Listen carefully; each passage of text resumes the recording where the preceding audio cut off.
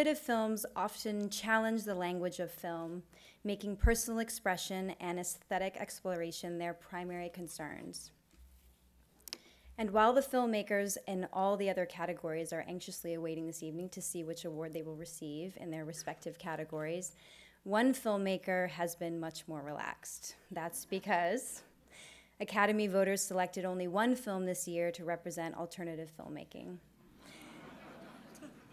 And so taking home the gold is filmmaker Amanda Tasse with her entry titled The Reality Clock. This is actually one of my favorites that I saw for this evening. Made very near here at the University of Southern California, her film takes a unique look at an elderly watchmaker's struggle with the early stages of dementia and its effects on his identity and sense of time. I can't see one of you. It's an interesting experience. So first, I would like to thank the Academy. There you are, thank you. For their incredible generosity. This is the most encouraging support that I can imagine at this stage in my career. And I want to also thank my father, who was a natural storyteller, the inspiration for this film, strangely dedicated cameraman. He even filmed my birth on Super 8. It's kind of awkward, but an interesting experience to see. And a passionate, epic, multi-part Stephen King storyteller on long road trips when we weren't listening to the Beastie Boys' License to Ill.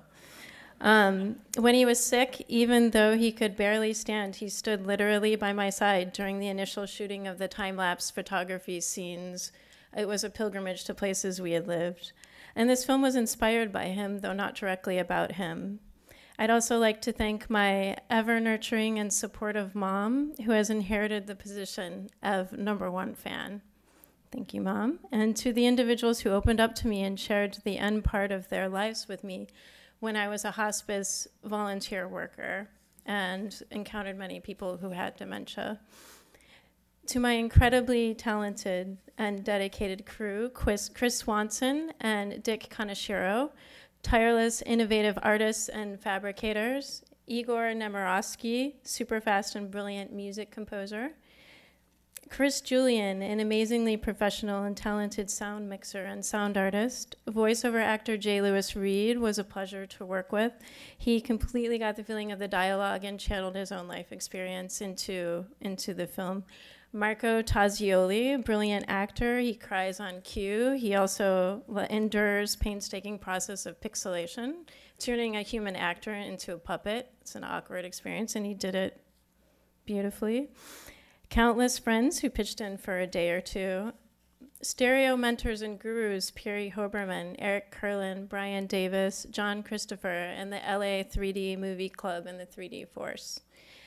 You're the people who are responsible for the painstaking process of doing stereo. I probably wouldn't have done it without you, for better or for worse. I love stereo.